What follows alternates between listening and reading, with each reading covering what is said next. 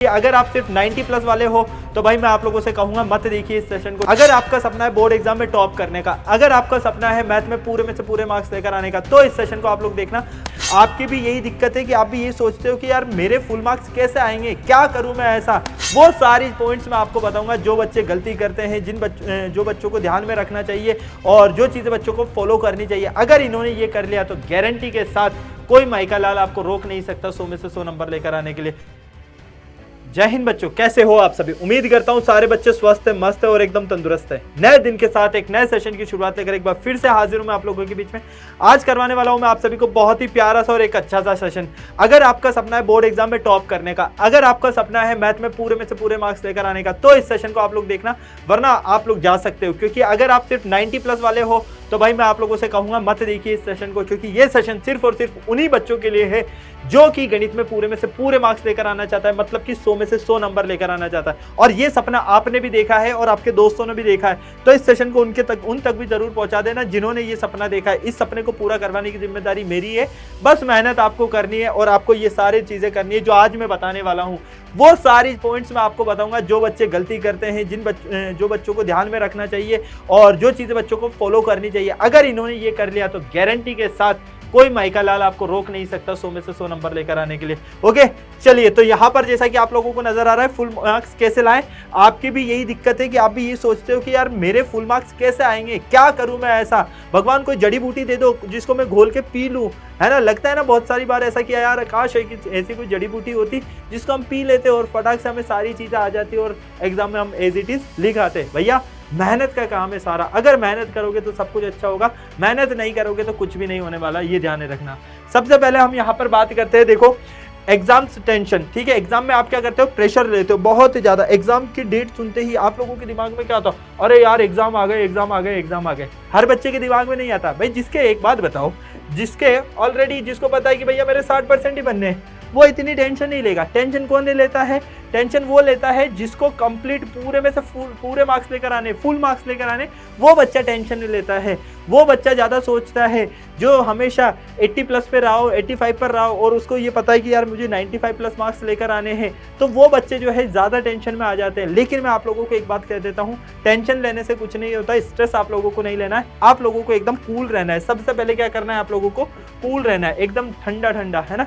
क्योंकि दिमाग जितना शांत होगा उतना अच्छा आपका परफॉर्मेंस होगा, ये हमेशा ध्यान में रखना। और आप लोग क्या करते हो, एग्जाम में जब आप लोगों को पेपर दिए जाते हैं तो जैसे ही आपको पेपर मिला, आपने पेपर देखना शुरू किया, ठीक है, उनमें से कुछ क्वेश्चंस आपको बहुत अच्छे से आते हैं, कुछ क्वेश्चंस को देखकर आपकी हवा निकल जाती है। होता है ना, सभी के साथ होता है भैया। मैंने भी एग्जाम दिए तो मेरे साथ भी होता था, ठीक है। लेकिन आपको मैं एक बात बताऊं, जब धीरे धीरे टाइम निकलता जाता है तो हम लास्ट में देखते हैं कि यार हमने पूरा क्वेश्चन पेपर सॉल्व कर लिया, है ना। तो वो सारा जो है वहां पर हमारा स्ट्रेस रहता है और कुछ नहीं रहता है। पेपर को आराम से ध्यान से देखो, सबसे पहले तो घबराओ मत और अच्छे से पूरा पढ़ने के बाद में जहां से आपका सबसे बेस्ट आता है आपको वहां से जो है सॉल्व करना स्टार्ट करना है, आपको ये ध्यान रखना है। और आपको स्ट्रेस बिल्कुल भी नहीं लेना है। एग्जाम टाइम तक आप लोगों को बिल्कुल शांति से अपनी मेहनत करते रहना है। अगर आप अपनी मेहनत करते रहोगे, पढ़ते रहोगे, तो आपको कोई दिक्कत परेशानी नहीं होने वाली है। तो सबसे पहले आप लोगों को जो है आपके सिलेबस के अकॉर्डिंग आपको प्लान करना है, ठीक है। पूरे मार्क्स लेकर आने तो भैया जी प्लानिंग आप लोगों की दमदार होनी चाहिए। अगर प्लानिंग में दम नहीं होगा तो कुछ भी नहीं होगा। आप लोगों को बहुत अच्छे से पता है, इंडिया वर्ल्ड कप जीता है ना। साउथ अफ्रीका को इंडिया ने फाइनल में जो है हरा दिया। कैसे हराया भैया, 30 बॉल पे 30 रन चाहिए थे। लग रहा था क्या इंडिया जीतेगा, सबको पता था कि यार भैया शायद वही चीज ना हो जाए जो 50-50 वर्ल्ड कप में हुआ। लेकिन लास्ट टाइम पर कैसे कमबैक करते हैं वो इंडियन टीम ने बताया। तो सेम चीज यहाँ पर आप लोगों को लास्ट टाइम का वेट नहीं करना, आप लोगों को पहले से प्री प्लानिंग करनी है। क्यों? क्योंकि इंडियन टीम ने फाइनल तक पहुंचने के लिए सारे मैचेस जीते हैं कंटिन्यू, है ना। तो वो वहां से मेहनत आप लोग जो है इंडियन टीम की फर्स्ट मैच से ही स्टार्ट हो गई थी। यहाँ पर भी मेहनत आप लोगों की आज से स्टार्ट होगी, तब जाकर आप लोग वहां तक पहुंचोगे। तो आप लोगों को अपना सिलेबस सबसे पहले ध्यान से देखना है। और अगर आपको अपना सिलेबस पता है तो भैया आप अब जग जाइए। आपको ये पता होना चाहिए कि इस सिलेबस को हम कवर कैसे करें, क्या करें ऐसे, क्योंकि भैया जुलाई आ चुका है पूरा, और अगर अब नहीं पढ़ेंगे तो कब पढ़ेंगे, है ना। तो भैया आप लोगों को एक बात मैं बता देता हूँ, यहाँ पर आपको सिलेबस के जो है आपके चैप्टर्स नजर आ रहे हैं मैथ में। तो ये चैप्टर्स, पहला दूसरा चैप्टर, ये दोनों चैप्टर मैक्स टू मैक्स आपके 10 डेज के चैप्टर है। 10 दिन में इन चैप्टर को खत्म कर देना है, आप लोगों को रिवीजन कर लेना है, प्रैक्टिस कर लेना है। इस कदर इतनी प्यारी प्रैक्टिस हो जानी चाहिए इन जो है चैप्टर्स की कि आपको याद रहे हमेशा कि यार ये चैप्टर्स तो है ना बहुत ही इजी है और हम जो है कैसा भी क्वेश्चन आ जाए कर लेंगे। नेक्स्ट, अगर मैं दो चरों वाले रैखिक समीकरण युग्म की बात करूं, ये चैप्टर थोड़ा सा बड़ा है लेकिन आपका इंपॉर्टेंट चैप्टर है। द्विघात समीकरण इजी चैप्टर है और समांतर श्रेणी इजी चैप्टर है।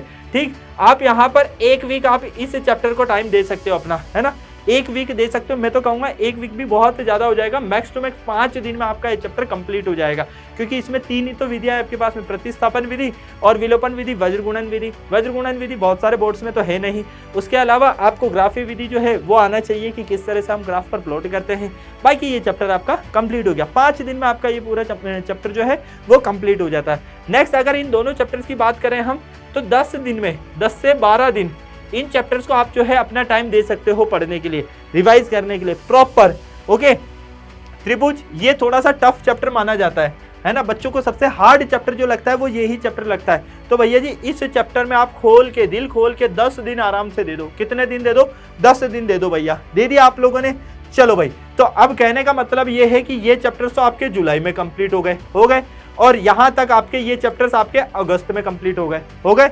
चलो भाई, अब जुलाई से अगस्त तक का आपका टीचर्स के साथ में सिलेबस कंप्लीट हो गया। हुआ या नहीं हुआ? जितना टीचर्स ने पढ़ाया उतना आप लोगों ने पढ़ लिया, मतलब आप लोग एग्जाम से बहुत पहले ही अपना सिलेबस कंप्लीट कर लोगे। इस ट्रैक पर आप लोगों ने चलना स्टार्ट कर दिया है।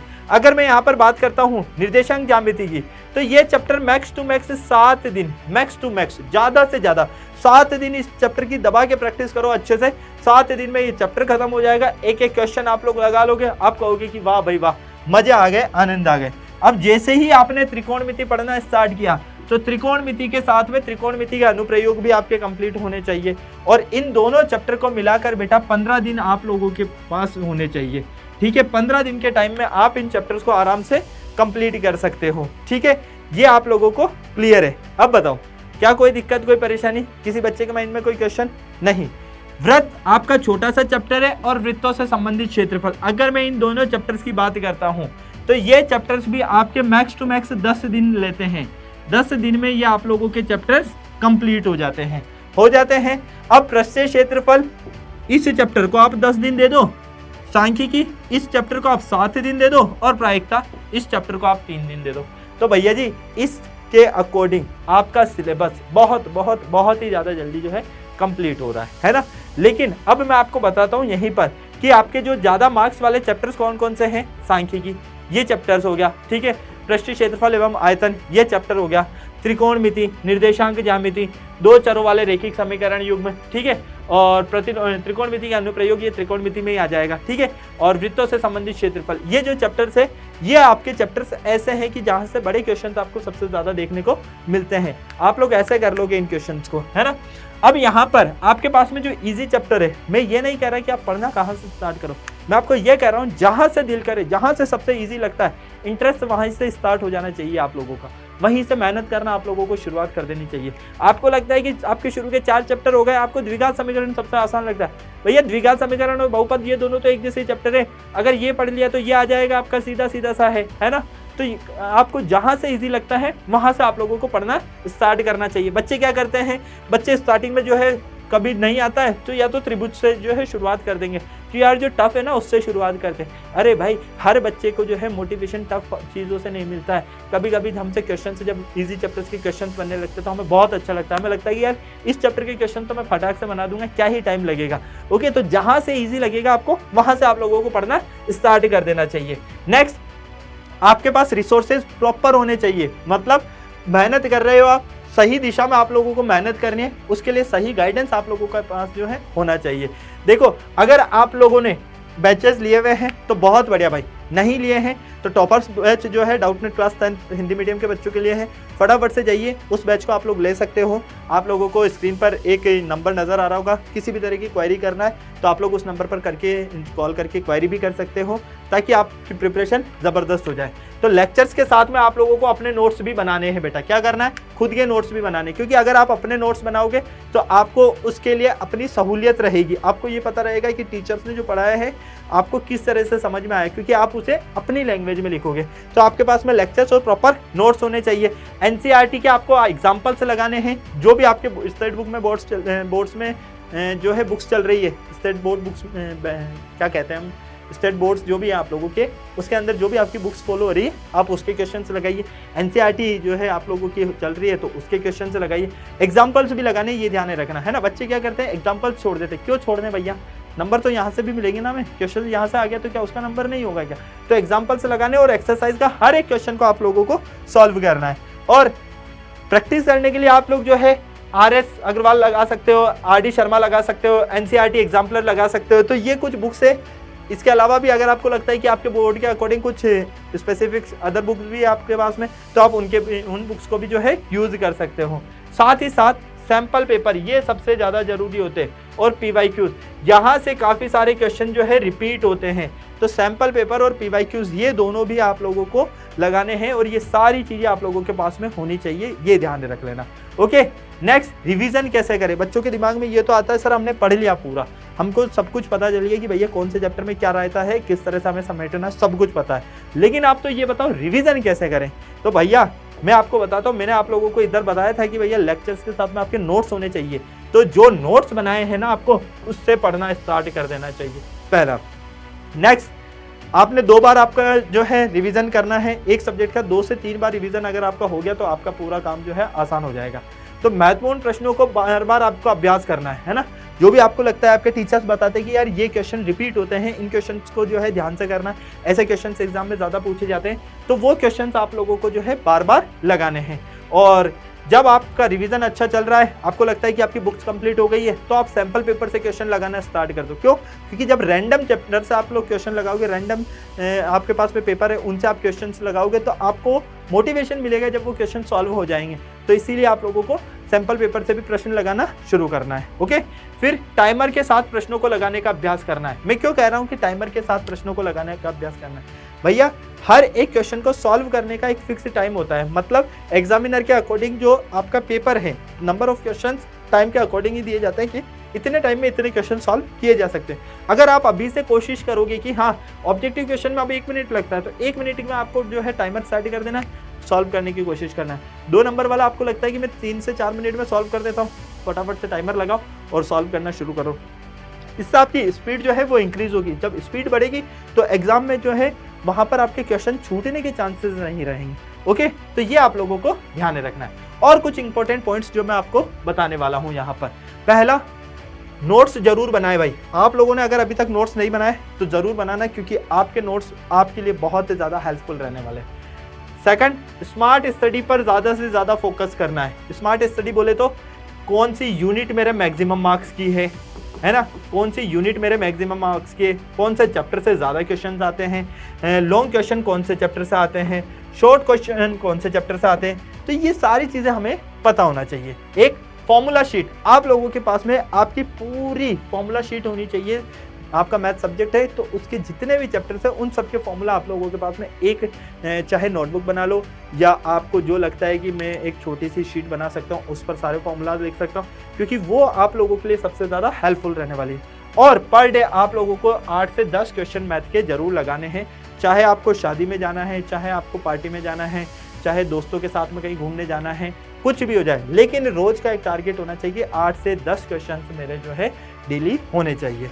और ध्यान लगाएं भैया जी, मेडिटेशन बहुत ही ज़्यादा ज़रूरी होता है ना। क्यों? क्योंकि ये आपका ध्यान केंद्रित करता है एक ही जगह पर। जब आप अकेले में बैठे हो तो ध्यान करना शुरू कर दीजिए। मेडिटेशन करोगे तो आपका दिमाग स्थिर रहेगा, एक ही जगह रहेगा। दिमाग के जो घोड़े हैं ना वो इधर उधर नहीं दौड़ेंगे।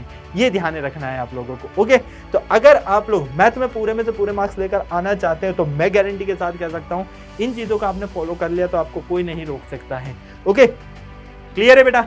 इसके अलावा अगर अभी तक आप लोग सोच रहे हो कि क्लास 10th की प्रिपरेशन कैसे करें, हम क्या करें, हमें कुछ अच्छे टीचर्स मिल जाए तो हमारा जो है ज़बरदस्त काम हो जाएगा, तो भैया जी आप लोगों को मैं बता देता हूँ, डाउटनेट आप सभी के लिए लेकर आया है यहाँ पर बहुत ही प्यारा सा और एक अच्छा सा क्लास 10th के बच्चों के लिए कोर्स टॉपर्स 2.0।